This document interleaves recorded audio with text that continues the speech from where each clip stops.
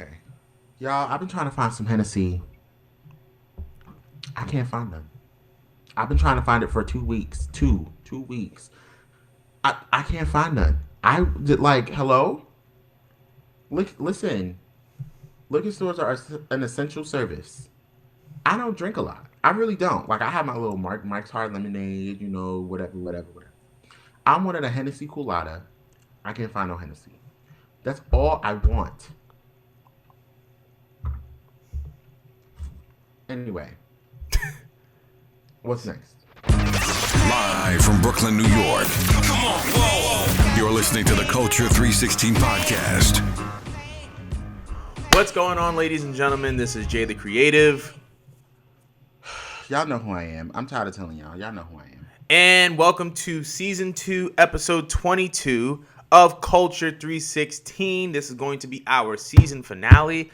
But while you're at it, be sure to like, comment, and subscribe. We want to shout out everybody who's been watching and listening for the entire season. Be sure to follow us anywhere podcasts can be streamed. Subscribe, and be sure to give us that good old 5-star rating. I'm not going to waste any time. We're going to get right into our first trending wrestling topic. All right, so Patrick Clark Jr., better known as the Velveteen Dream, was accused of sending a minor extremely inappropriate pictures. The rumor was reported earlier today on Reddit, and the ages of the recipients of said picture were 15, 16, and 17, respectively. However, he actually posted something to his Twitter to kind of update us, and I'm going to read it. It says, "Be assured I did not communicate inappropriately with anyone. A private photo of mine was shared without my consent or knowledge, and I am working with a third party to look into this matter." And this video is actually followed by, or this tweet is actually followed by a video of Bobby Shmurda dancing to the Velveteen Dream theme song, which is actually fantastic. I just wanted to get your opinions on it. Do you think that this report was accurate? And if so, what should WWE do about its fastest rising star in NXT? Here's my thing, right? So, I'm not gonna sit here and try to be a Twitter detective, which is what most people have been doing today. You know, everybody's been like, "Oh well, if you look at this picture and you look at the upper right left hand corner, you can see that the blue check mark isn't right, and it's a couple of centimeters to the left." It's just like it's infuriating and it's really tiring. As far as I'm concerned, I don't have an opinion on it yet. I don't have an opinion on it yet because, you know, there has been some substantial stuff that has come out, you know, but honestly, it could go either way. You know, I feel like, what does this person have to like just randomly lie for? Like, one random person, like, I feel like nobody's gonna just come out and say something like that, and then they're like, okay, cool, well, he was hacked. I'm like, okay, cool. Like that. I'm not saying that's not a possibility. You know, Instagrams get hacked every day. Like, it's a possibility. It is what it is, right? Listen, like, we had so many freaking scandals the last 4 years alone in the company, with the whole pictures getting leaked and Paige's videos that got leaked back in 2017, and Tony Storm's pictures got leaked, and everybody knows that Ricochet has a couple of videos out that got leaked, and what's the other one? Charlotte got leaked. I forgot about that. I forgot Charlotte's pictures got leaked. Charlotte's pictures got leaked. What's his name? Stereotypical white guy. Austin Theory. He got his pictures leaked? I didn't know. He got a video leaked. And I remember it because I stumbled across it by accident, because Twitter is a wild place. I was like, why? Just why, Lord? Why? Why me? Why did I have to be the person to come across this? Regardless of anything, right? So, I just feel like, listen, I don't have the time for the Twitter for everybody to be all of a sudden as a Twitter detective. When it comes out, it'll come out, and I feel like, you know, the evidence is substantial enough as to where you can kind of look at it and go, I don't know, you know, like, it could be either way. So, as far as I'm concerned, you know, stuff like this happens to people all the time, but I feel like Velveteen, or Patrick, whatever you want to call her, feel like Patrick needs to just come out now and provide like real, like, this is what happened and this is how it happened, and bomb, place it on the table, and that's it. You know what I'm saying? It's just Right. so that it proves his innocence. Right. You know, because this is something that can ruin him. Right. You know, like the whole scandal with James Ellsworth happened last year, where he apparently got he was sending messages to an underage girl himself. Like, I totally forgot about that. That's crazy. yeah, yeah, you totally forgot about it because James Ellsworth is gone. Like, who even, like, I haven't seen James Ellsworth. I even haven't heard his name mentioned in so long. So that's him. You know what I'm saying? Right. Once something like that happens, it is a wrap for you. And WWE has had enough bad publicity over the last 2 weeks. If this is true, then you need to just cut your losses and just keep it moving. You know, it sucks because he's in the middle of the biggest rivalry, and not only in his career but in NXT. Like, that's the centerpiece rivalry right now, is Adam Cole versus Velveteen Dream. And listen, you're gonna have your people that are gonna stick by him and gonna believe him, and he didn't do it, no matter how much proof comes out, whatever. There was a video that came out of the conversation of the basically it was like audio of him talking to the person in question, the victim. So, I mean, it sounds very much like Velveteen Dream, unless he has a twin brother who sounds just like him. But it sounds very much like him. Now, listen, stuff can be doctored and edited and all types of stuff, so I am not going to have an official opinion on him as a person. Right. Until he's proven guilty or proven innocent. He's just going to be riding that line for a minute for me. I agree with what you're saying. I feel like there's definitely more that needs to come out before an official opinion is created. I don't like the whole Twitter figuring things out. It's counterproductive.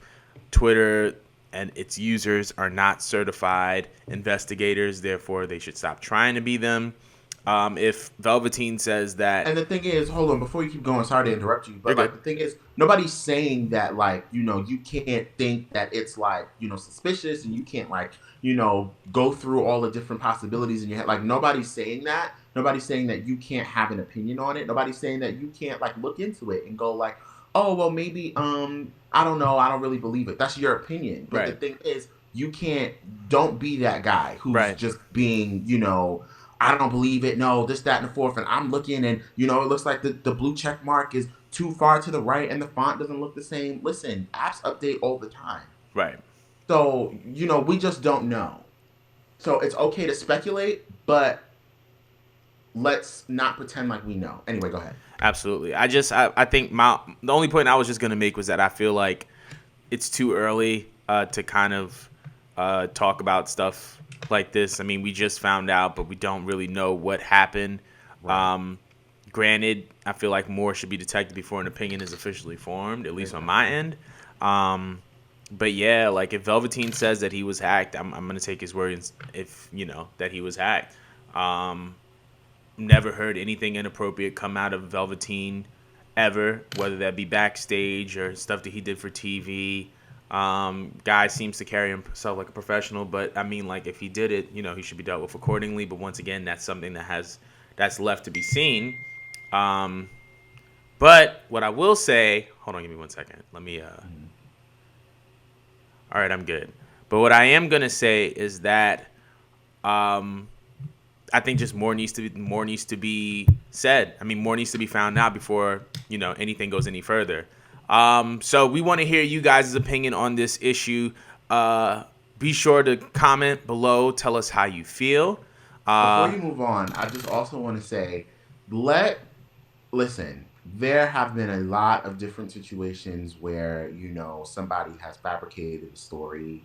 Somebody has said things like really derogatory, and, it came out that it was all a lie. And listen, those people do not deserve, those people truly are people that deserve jail time. People who, fabricate certain things to get certain people put away, stuff like that. But my thing is this: there is no way that this young fan is going to make something like this up. You know what I'm saying? Like, Right. so if he was hacked, then he was hacked. But I personally do not think that this fan who is who is 17 years old, so is 100% underage, I don't think that this 17-year-old is going to make up something like that. Right. So let's not blame the victim. Right. Victim blaming has become incredibly popular over the last couple of years because people just don't want to believe something happened because that was their favorite person, wrestler right? Or their best friend or their their favorite athlete, and they go to blame the victim. Oh, well, you wanted it, you wanted this, you wanted that. Absolutely not. Right. Absolutely not. If it's true that he was the one who sent those photos, she did not deserve to go through that. Right. That is absolutely, or she or he, because I don't even remember if it was a man or a male or a female that went through that specific situation. But as far as I'm concerned, no one should be blaming the victim, Right. Unless it's wrong, unless like we absolutely find out that it's some bullshit. But right. if we figure out that it's real, that's it. That's it. But we definitely want to hear everybody's opinion on this. Be sure to comment below and tell us how you feel. All right. So this past week, Vince McMahon hosted his quarterly investor conference call. And on the call, he stated that WWE would not be in the live event business as much as it was before. And they looked to create more cinematic style matches that were similar to the ones that we saw at WrestleMania, like the Firefly Funhouse with John Cena and Bray Wyatt, as well as the Boneyard match with AJ Styles and The Undertaker. But I just wanted to ask you, do you think that this shift in WWE's business model was inevitable, or this is coming by surprise? This is as far as the cinematic matches, right? Well, cinematic matches as well as the live event stuff. Well, listen, like we're in a pandemic, Right. Like as far as live events go, apparently the Observer said that live events were losing money. Now, listen, I don't pay attention to financials, Right? WWE's financials, like I don't, it's none of my business. But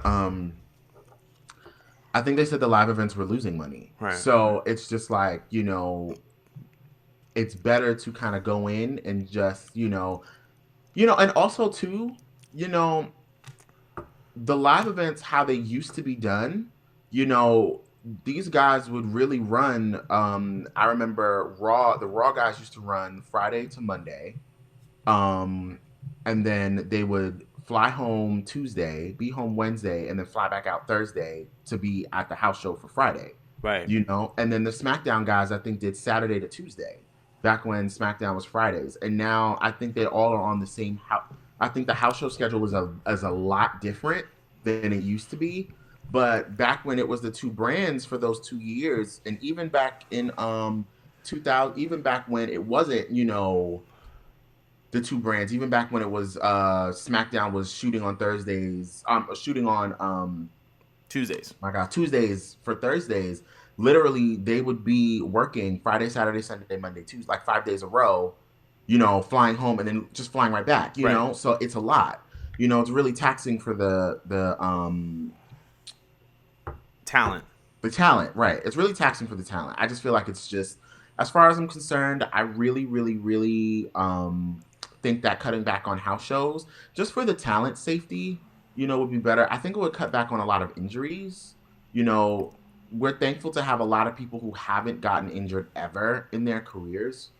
But, you never know. Like tomorrow, somebody could step the wrong way and next thing you know, it's a wrap, Right. So, as far as I'm concerned, I think that the live event thing, it makes sense. Like it, cutting it back, especially, people aren't really going to be looking to go out that much, at least not until there's a vaccination, and in February and March, a vaccination was 12 to 18 months away, from a widespread whatever. Right. So, that right there puts us in September of 2021.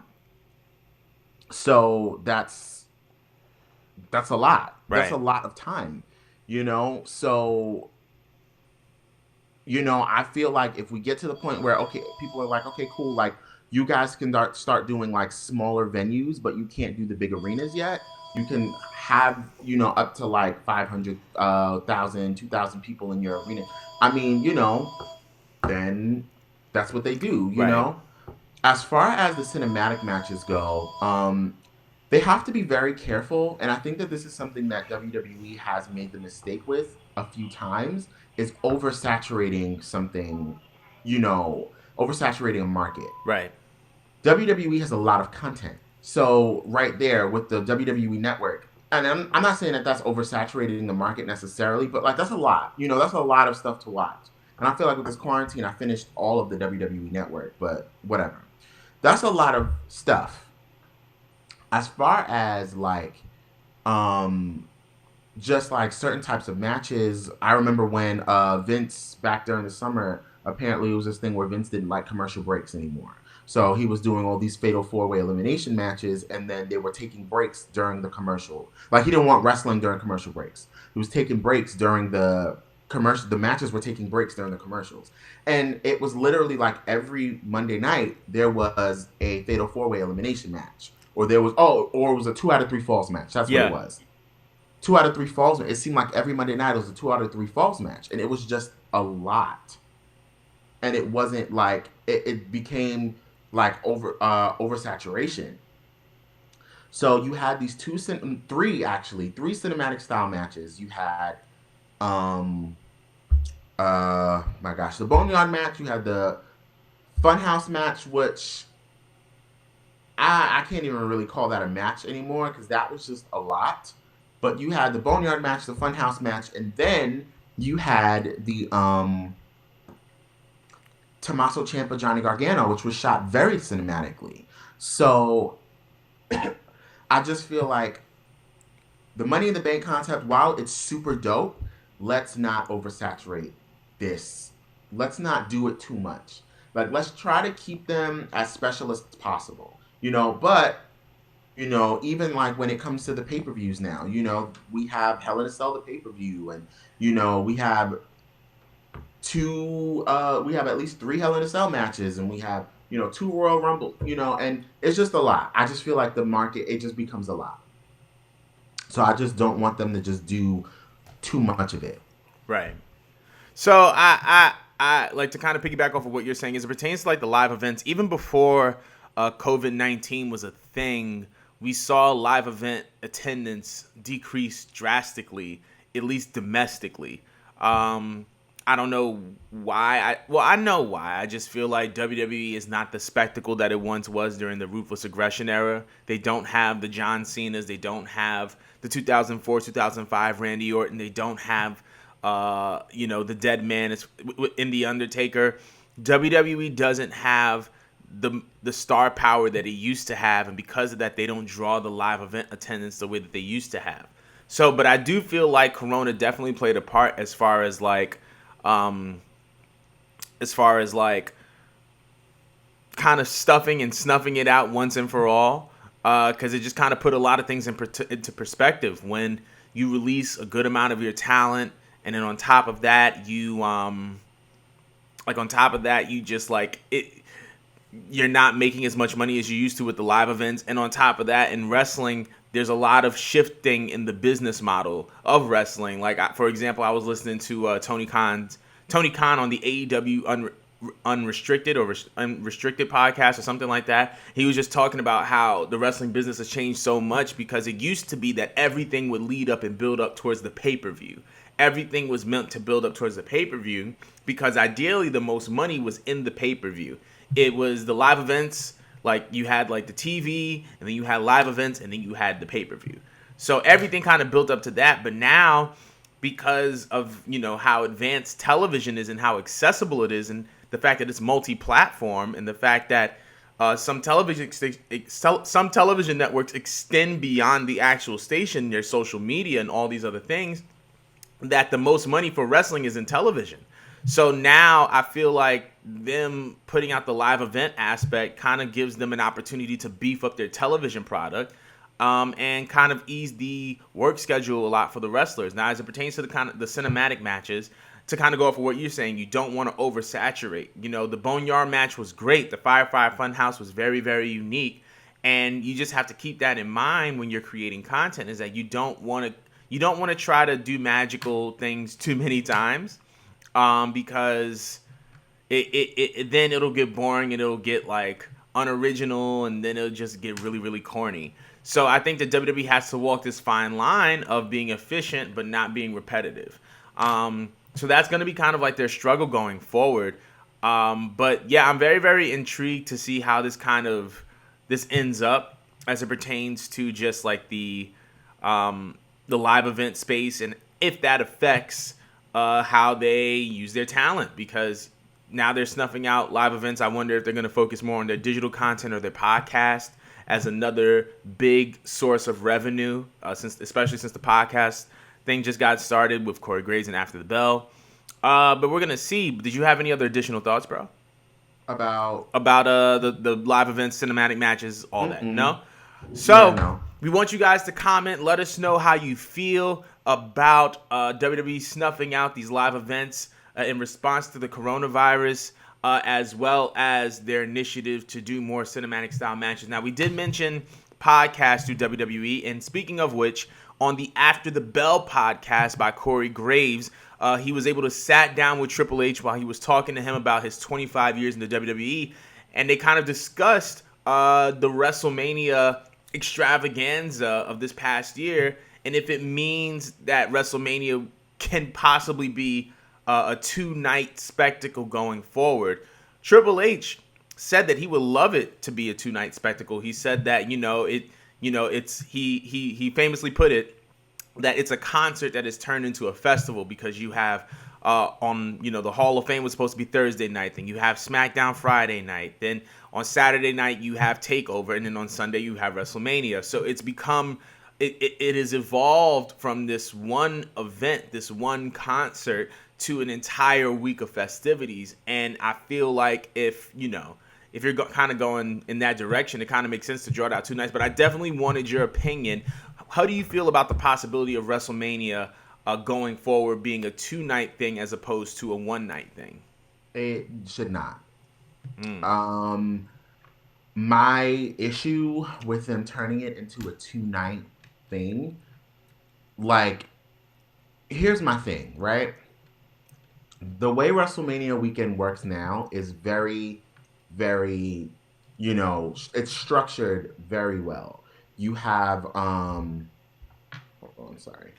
So on Thursdays you have the Hall of Fame. On Fridays you have SmackDown. On Saturdays you have TakeOver. And then Sunday you have WrestleMania. Monday is Raw. That is how WrestleMania weekend was going to be structured before the Rona. Now we have this weird thing where we had a 2-night WrestleMania because there were so many freaking matches this year. Right. So then now if you decide that you're gonna go with a 2-night WrestleMania, now the structure kind of has to change, because then what happens to TakeOver that usually the night before? You could do what they used to do and air TakeOver in place of NXT on the network. So instead of having a go home NXT and then that Saturday doing TakeOver, you just have Wednesday be NXT TakeOver. But then it's just like, okay, well, do you air TakeOver on the network? Do you air TakeOver on USA? Which I feel like airing TakeOver on USA would be wild. Like, I think it would be great. Great exposure. I think, they make bread from TakeOvers, because most people go to TakeOver and WrestleMania, or they'll go to TakeOver, maybe skip WrestleMania, go to Raw. TakeOvers usually sell out. Right. Completely sell out. So I think personally, if you decided to do a 2-night WrestleMania and you move TakeOver to Wednesday, logistically it could work. But then here's where the issue lies. Saturday and Sunday, do you realistically think that you're going to get 60,000 people, 70,000 people in an arena 2 nights in a row? Or do you think that night 1 you'll get 30,000 people and night 2 you'll get 10,000 people? it's a stadium. WrestleMania is in a stadium. It's not exactly like you can, I mean, you could always use shots from the night before, but people can tell. People will know. People will know how authentic it is, and if it's not authentic or not. You know what I'm Right. saying? Like, Absolutely. my thing is, it's a cute idea. It was a great idea for the circumstance of 2020. Right. But in 2021, if we do get WrestleMania in Los Angeles, it can't. Like, 2 nights, it doesn't make sense logistically.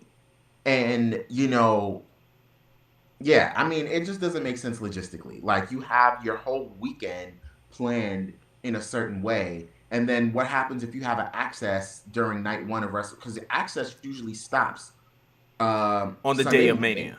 Yeah. right? Sunday morning, and then they'll do another access Monday morning, like before Raw, and then of course, right after Raw, now access is done. Right. But the point is, you have to logistically figure out, like, it just won't work. It Right. literally will not work, and I'm not doing that. I'm not going to two stadiums. Yeah, I mean the whole thing is it's weird because I feel like the 2 night WrestleMania provided wrestling fans with a more consumable piece of content. It's easier to consume 2 3 hour shows as opposed to 1 6 hour show. So I Thanks. think that from a consumer Yes. standpoint, of somebody that's maybe watching from home, 2 nights may be better. But from the consumer standpoint of I am a participant in WrestleMania week, it may not be the best idea to have a 2 night WrestleMania because the numbers may be inconsistent. And granted, they may do something like put one main event on one night, one main event on another night, the way that they kind of did it for WrestleMania 36. But once again, that's very, very tricky because there are some people that are more popular than others. So if you put a Brock Lesnar on one night and you put somebody else on the second night, you're gonna get varying results. But I feel like if they are gonna do it, it should be a very, very interesting transition. You could do something along the lines of like pushing everything back a day so that they start on Wednesday. But once again, it's so well structured now that it's hard for you to kind of move things around to create a 2 night WrestleMania. And the popular argument is, well, they did it for Wrestle Kingdom, they could do it for WrestleMania. But the Wrestle Kingdom audience and the WrestleMania audience are two totally different audiences. Because Wrestle Kingdom is dedicated and geared towards Japanese wrestling fans and die-hard international wrestling fans. A die-hard American wrestling fan isn't going to mind going to 2 nights of Wrestle Kingdom.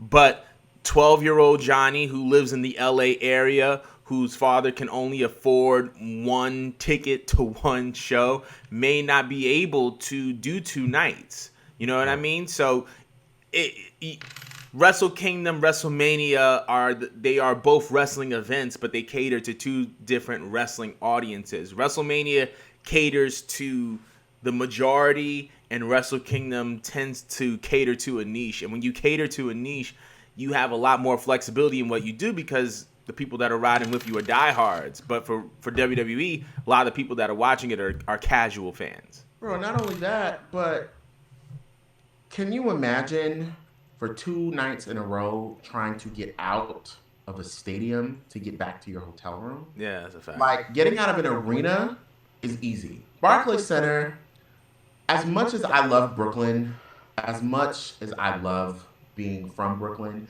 as much as I love how convenient Barclays Center it is, even still, now that I've moved to a different part of Brooklyn, because even still, I could just take the train straight there. Right. Barclays Center is easy to get to.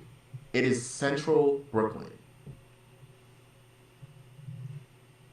I'm sorry. I need to move this off my TV. Okay, it's gone.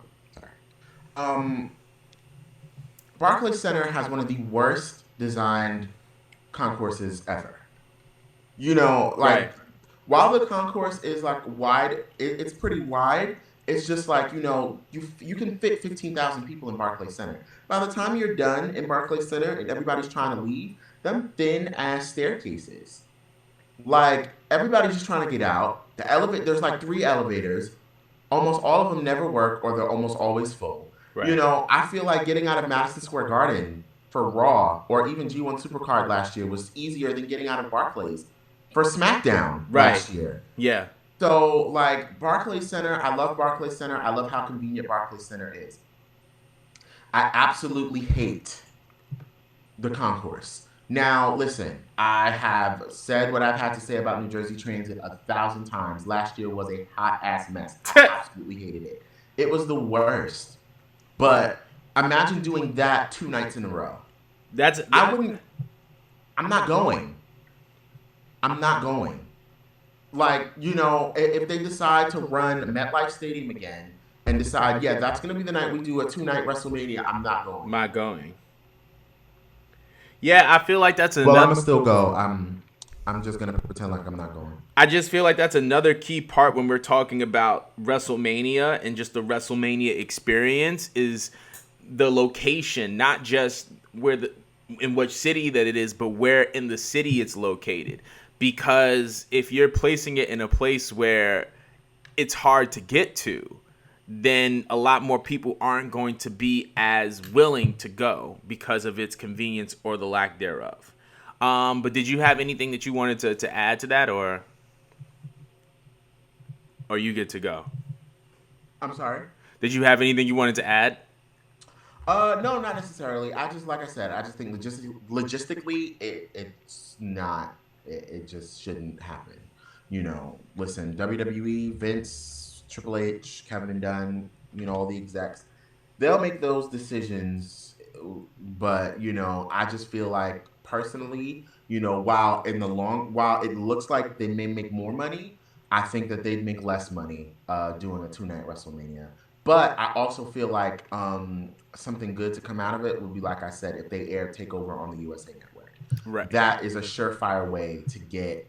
Even though then it sucks because then it's like commercials, you know, and you can't really do a commercial break during like, you know, big matches like that, or during big shows like that. But Right. still, like I feel like it's a great opportunity for exposure.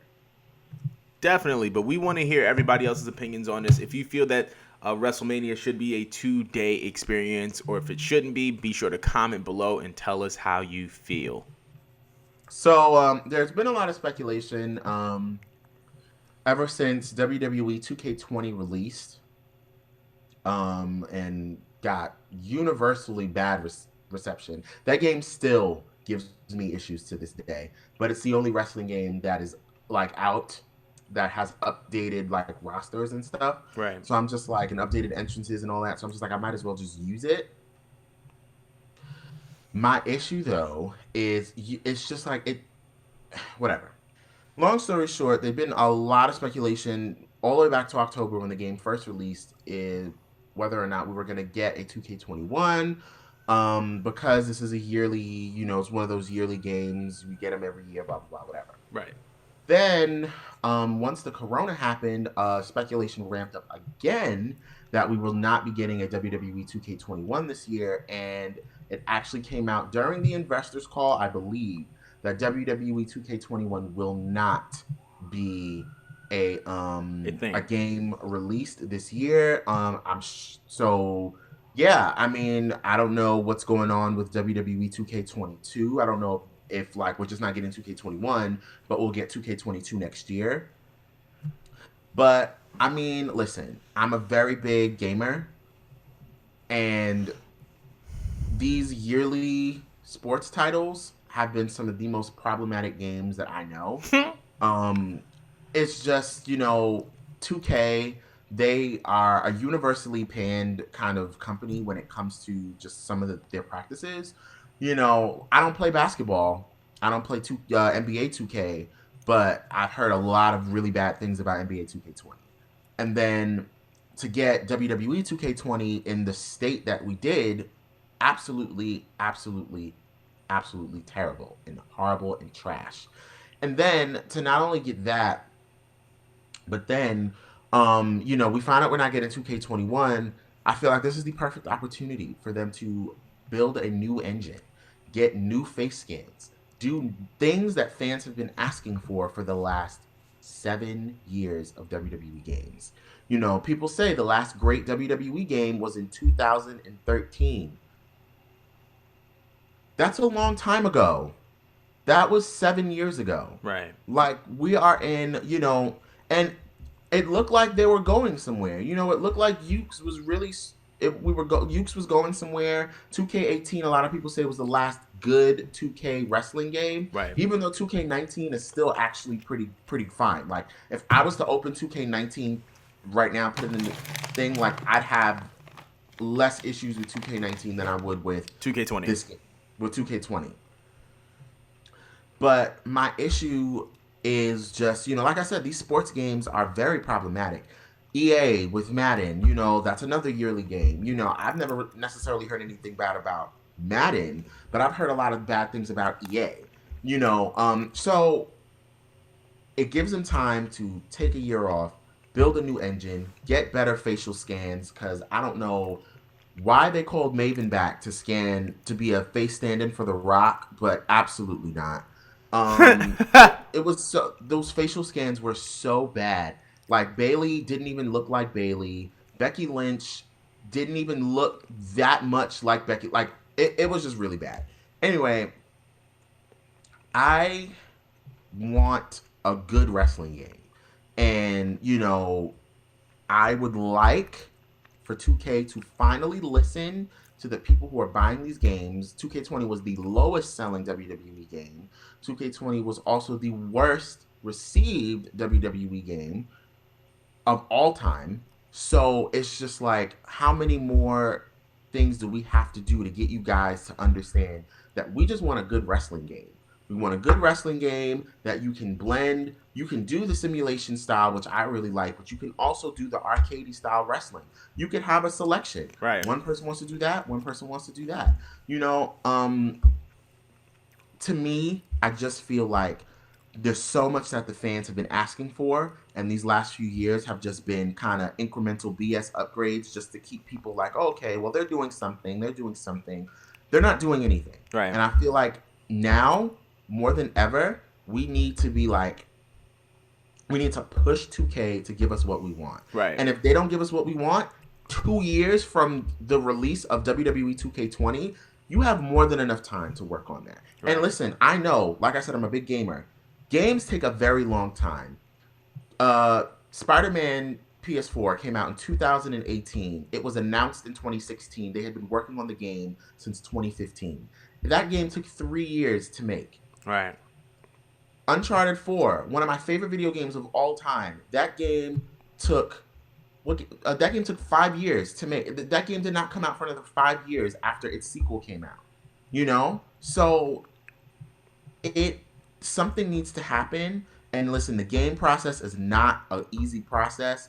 I envy the person who has to, you know, and I'm sure that person loves it, you know, and I'm not saying that the person doesn't love it, but I envy the person who absolutely has to, like, you know, fix all the little minor BS in the games and the bugs, and I envy that person. Like, I don't want that person's job. You know, that right. sounds really difficult, but I'm sure that person loves their job to death. Right. But something needs to happen, and something needs to happen fast. And if WWE 2K22 is horrible, then expect after that, if that game gets bad reception, I'm telling you right now, WWE is going to sell the rights for their video games to somebody else. Right. They're probably going to sell it to EA or something else, and we will get a brand new WWE game in 2023. I really don't have any thoughts on that, so if y'all have something to say about that, be sure to comment below and tell us how you feel about the WWE 2K series. All right, and now it's time for our main event. This week, the WWE is celebrating the storied 25-year career of Paul Levesque, better known as Triple H, debuting in 1995 under the Blue Blood gimmick. Triple H has done it all. From inside the ring to outside the ring, he's a 14-time World Heavyweight Champion, a 2-time Royal Rumble winner, and has gone on to create some of the most legendary memories and moments and factions in the history of professional wrestling. He's responsible for molding some of the industry's biggest and brightest talents, such as Randy Orton, Batista, Seth Rollins, Bray Wyatt, and so much more. Out of all the legendary moments that Triple H has had, Give me 2 or 3 of some of the craziest moments Triple H has ever created or been involved in. In my opinion. In your opinion. Um, so y'all already know, 2008 was when I started watching wrestling. So if I'm pulling it from my childhood, I'd say the top moment would be the build to his match with Randy Orton at WrestleMania 25, or the 25th anniversary of WrestleMania, rather. Um, that was huge. Like, I just remember watching in my basement, and I was with my brother because he was a wrestling fan too at the time. And I just remember kind of watching him go into Randy Orton's house Oh, yeah. and beat the hell out of him. And that to me was like the craziest thing because I'm just like, oh my God, he went in his house and he threw him out the window. Blah, blah, blah. Like, listen, okay. That was wild to me, you know? So that was pretty great. I loved his.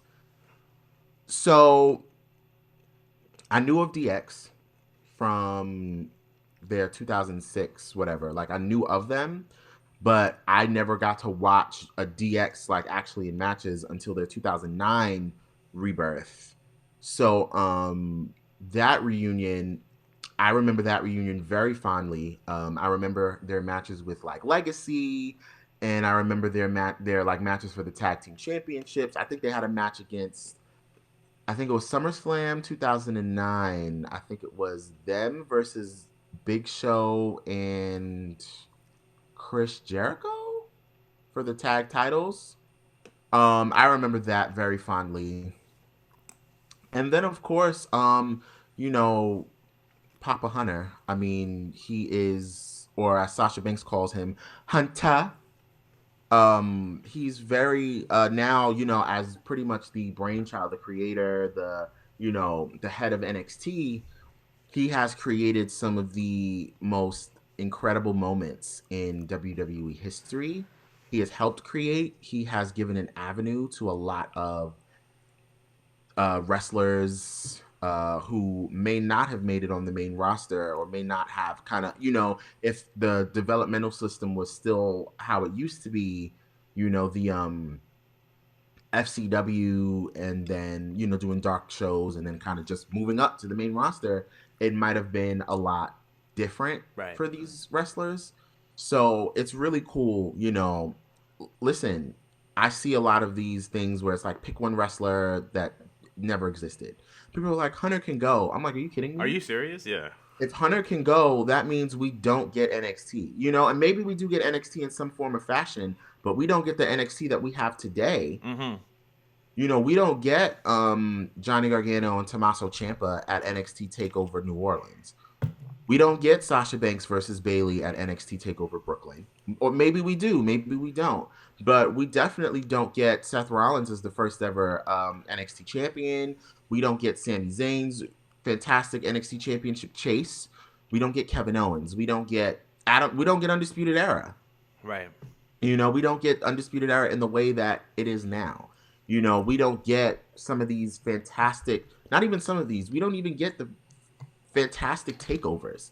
Like, there hasn't been one bad takeover show Ever. you know, ever. We don't get, you know, stuff like that if there's no Triple H. That's a fact. So those are definitely some of my favorite things from him. I don't remember the first time I ever got to see him wrestle live. No, actually, was he wrestling on that show? Let me see, because I don't think he was wrestling at that time. What show? It was a November. I'm literally looking this up right now. November 2010 Raw, Long Island. I just want to. I don't remember if he was on that card. Or was November 1st? Okay, November 1st, 2010. Wow, it was a long time ago. Um, he was not. He did not wrestle on the show. So my actual first time seeing him wrestle in person was at WrestleMania 33 in his match against Seth Rollins. So that was my first time experiencing a Triple H WrestleMania entrance. Right. That was my first time experiencing kind of the extravaganza that is Triple H at WrestleMania. So, you know, Triple H at WrestleMania is one of my personal dream matches. Triple H is, you know, just He's great. I have so much love for Triple H as a wrestler, as a competitor, as just the brainchild behind NXT. So honestly, hats off to 25 years for him. It's super cool. Yeah, to kind of piggyback off of what you're saying, like 25 years is it's definitely a big feat. As far as the moments that stuck out to me, I would say the first one has to be January of 2002. He was returning from his torn Achilles injury. I think it was a torn Achilles, or I think he tore both his quads. Um, Oh yes, that and pop. and he had probably the best return pop of all time of any superstar ever in the history of WWE. And it was at the Garden of all places. And from that return, he won the 2002 Royal Rumble and ended up winning the WWE Undisputed Championship from Chris Jericho at WrestleMania 18. That whole run was just phenomenal, and like that whole year for him was great because not only did he come back to a great pop in the Garden, not only did he win the Rumble, not only was he an undisputed champion at WrestleMania 18, but that also transitioned him into his feud with Shawn Michaels that would last for a couple years. It also led him to being the first person to be the carrier of the World Heavyweight Championship that was then refreshed and brought back to mainstream television by Eric Bischoff. So 2002 was a great year for him, and it kind of all started with that crowd pop. One of my probably another favorite moment, and my second favorite moment was the reformation of DX in 2006. It was the Spirit Squad. Vince McMahon kind of had it against Triple H because him and Shawn Michaels were having a feud, and he asked Triple H to just destroy him with a sledgehammer. Hunter wouldn't do it. Shawn was injured, and Hunter had a match against all 5 members of the Spirit Squad, and Shawn came back, threw Mitch out of the entranceway, super kicked him, ran down to the ring, and just beat everybody up, and then DX was reformed. And that was just like another standout moment because that was just something that you would have never thought you would have seen. Ever since Shawn got injured in 98 and left, you never thought that you would see kind of DX on the same page again as Hunter and Shawn being active competitors. But like the way that place exploded was just fantastic. And that 2006 DX run was probably one of my favorite things to watch in WWE as a child. So those are my 2 favorite moments. But I'm going to segue that. Speaking of D-Generation X, Hunter was very known for being the head of some of wrestling's biggest factions, and this includes the Corporate Ministry, Evolution, Right. D-Generation X, Two-Man Power Trip, and The Authority. Can you tell me what was the best faction Hunter was ever involved in? Evolution. Evolution. Why? Explain. So DX, while I love DX is my favorite tag team of all time. They are the perfect blend of comedy mixed with like real storytelling and wrestling. And Sean and Hunter are best friends. Right. So that's gonna be that. But I say Evolution because these were 3 guys plus Ric Flair, which was already a made person. He was already a Hall of Famer at that point. There were not really a Hall of Famer for those of y'all who are going to be like, well, he wasn't a Hall of Famer until 2008. No, he was like, I'm saying he already had a Hall of Fame career at that point. You have guys like Randy Orton and Batista who were brand brand new guys. They came in and that faction made them guys. That Right. faction made them stars. I loved I loved Evolution's 2014 run because of course I didn't get to watch Evolution's 2004 2005 run because I was not watching wrestling. So their run, those 2 or 3 matches against the Shield were great. You Right. know, I love the elimination match because it was just so brutal. Like, they're literally beating the out of each. Like, they really beat up Roman for like 20 minutes. Right. Like, with freaking kendo sticks with a Singapore cane. They beat him up. But my point is, I think Evolution, it just like that was a faction that, what's the word I'm looking for? Elevated. That was a faction that elevated Randy and Batista. Now listen, everybody, people have an issue. Randy, he was a world champion, and then think he won it from him. What was it, like a month later? Yeah, Hunter won it from him. Yeah, whatever. It sucked, but now look at Randy. Randy is, a made guy. Randy is probably the only person who can shit talk WWE and not get fired. Right. He can literally say whatever he wants and not get fired. So I think, Randy is a made guy. Like, Randy is going to be a made guy for the rest of his life. Batista, who had his last match against Triple H last year and finally retired from professional wrestling, Batista is another one. Batista was so hot in 2005. Whew, he was so hot. Like, and even still, like, when Batista comes back, people loved him. People loved Batista. Maybe not in 2014 when everyone wanted Daniel Bryan to be the guy. But the people love Batista. Right. So, and listen, I adore Batista. I just, I adore Drax. He's great. But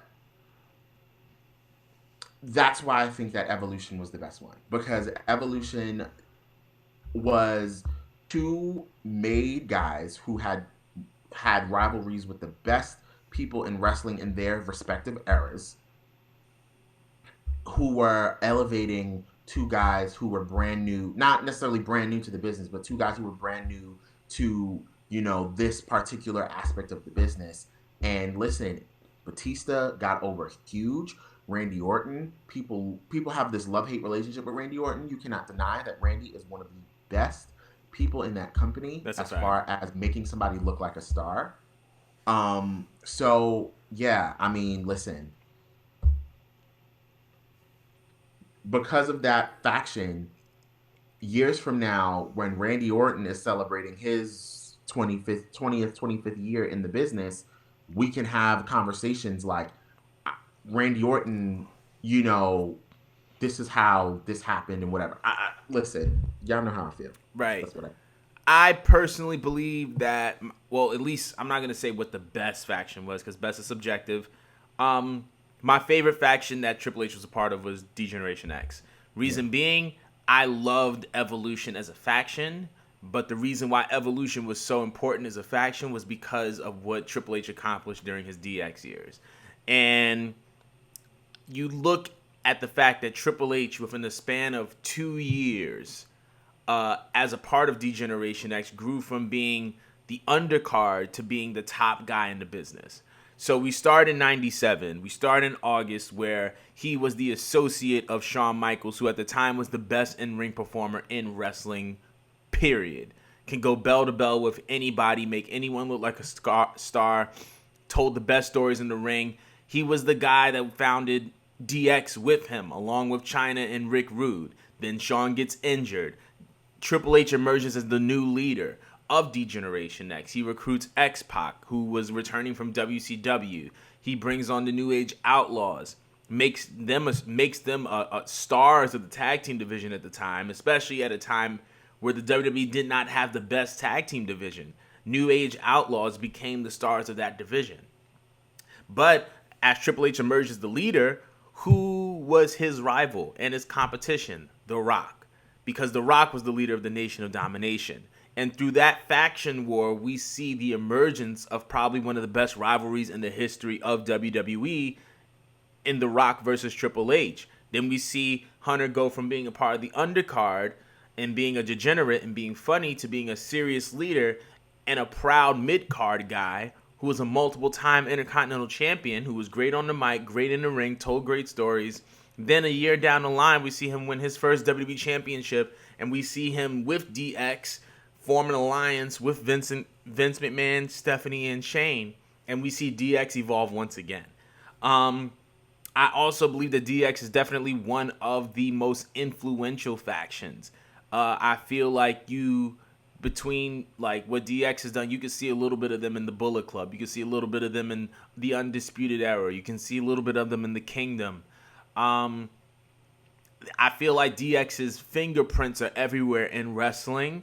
I feel like as a faction, they've had a factional influence, whereas Evolution produced stars.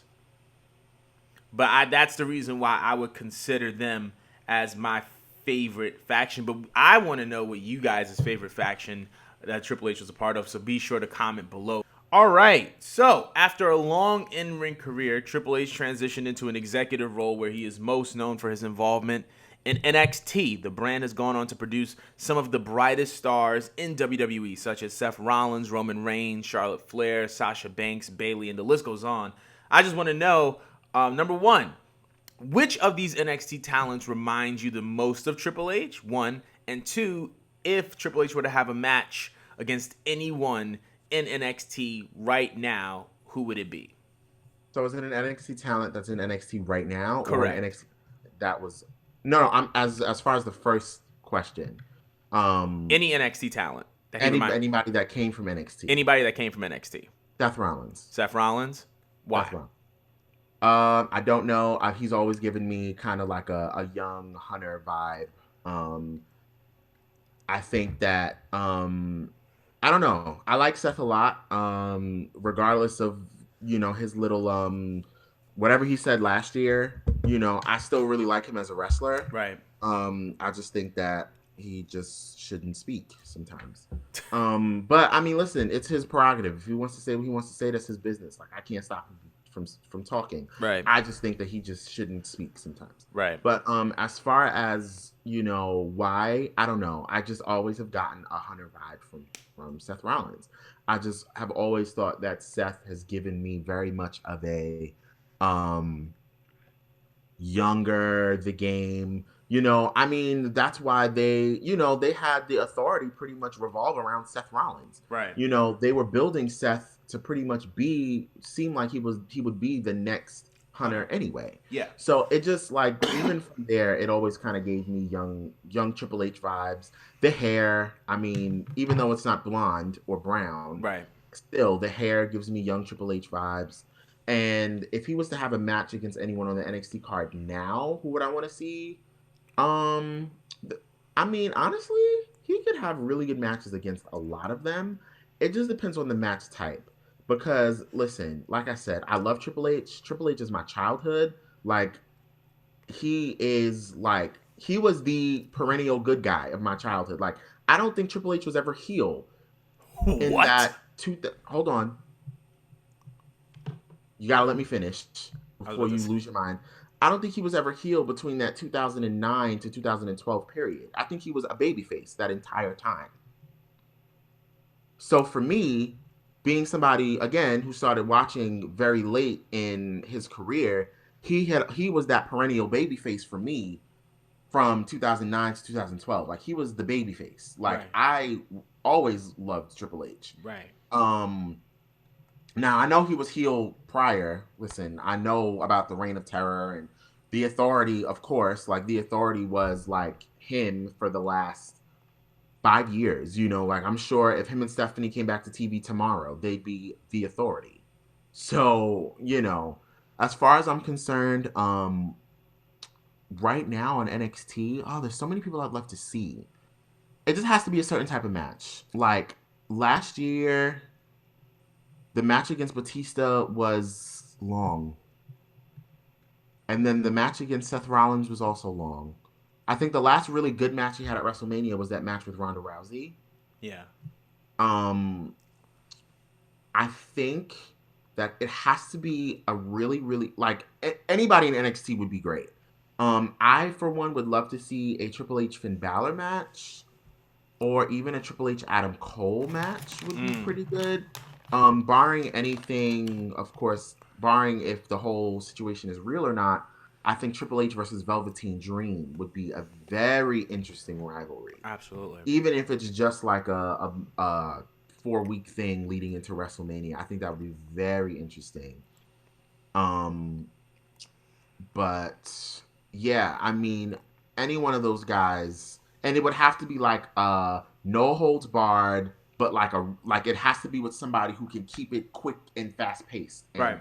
keep the energy High. level high, so that it doesn't seem like it's getting boring or things are getting drowned out. Right. Um, as far, as far as the NXT person that Hunter the person, the NXT person, character, wrestler, superstar that reminds me the most of Triple H, hands down Tommaso Ciampa. The reason why, specifically first of all, his rivalry with Gargano is very reminiscent of him and of Shawn and Hunter. That's number one. Number two, Ciampa's role or run with Goldie was very, very reminiscent of Hunter's 2002 to 2004 reign as the World Heavyweight Champion. Very, very possessed and obsessed with the title. Would do anything to keep it. Heel, bad guy, very dark. Dark rock music is his entrance. Ciampa reminds me a lot of Triple H. As far as a match, I would love to see him versus Adam Cole. I think that would be a dream match. I think that Velveteen would be another dream match.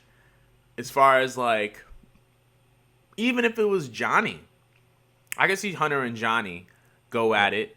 It'll be very, very interesting to see. I would love to see, and this is just a wild card, I would love to see Triple H versus Bray Wyatt. I think that would be very, very interesting. But I was going to ask, did you have anything you wanted to add? Triple H versus Tommaso Ciampa would actually be pretty interesting as well. Yeah. With Tommaso Ciampa being the heel and Triple H being the babyface. That would be a pretty interesting match. I also think it'd be really slow.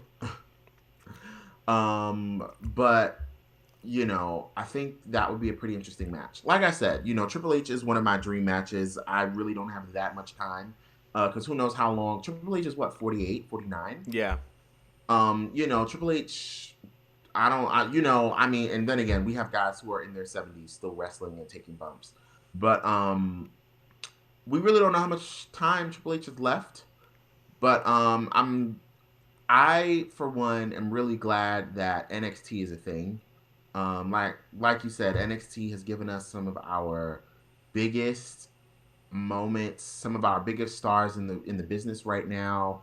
Some of the best moments ever, some of the most, you know, gut-wrenching, fulfilling moments. If anybody watching now remembers back in the day, like Johnny Gargano and Tommaso Ciampa, that was the rivalry that got me into watching NXT full time. Right. Like I was watching takeovers and stuff like that, but then when he turned on Ciampa, or I'm sorry, when Ciampa turned on Johnny, like that really put me in a place where I'm like, yes, I have to see how this continues. Right. So that was really the thing that got me watching NXT. But yeah, you know, just again, a huge shout out to Triple H. You know, definitely have given us moments in our childhoods that are pretty irreplaceable.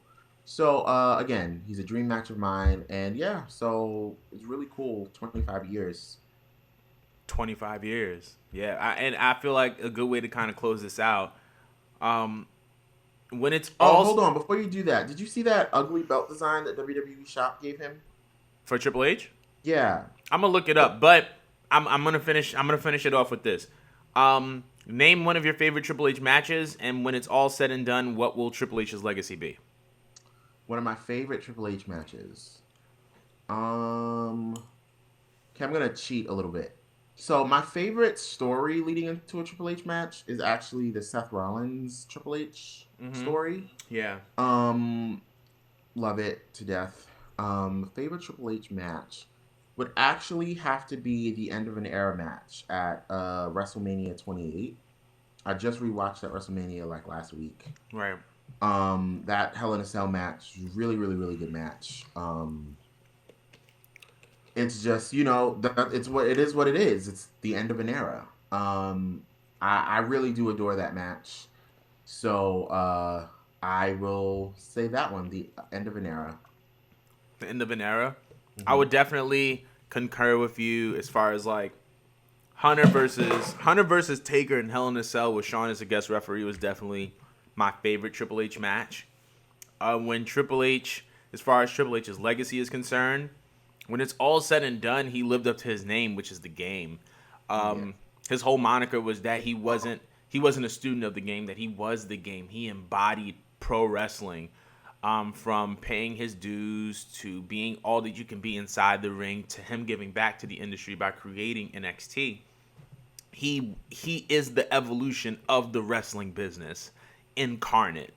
And he's the past, the present, and the future of the business. And like Hunter is just literally he's one of the greatest of all time, and he's just an incredible leader and creative mastermind. And I believe that he's going to be the future of WWE as it pertains to their talent and development. But we want to know what you guys think. What's your favorite Triple H match? What will his legacy be? Be sure to comment below. For the last time this season, well, only for the second time, we're going to be doing another version of What Wrestling You Watching? Okay, and this is going to be in a segment just simply where we're talking about watching and wrestling. So Angie, what have you been watching as it pertains to wrestling over the past week? As far as I'm concerned, what am I watching? I actually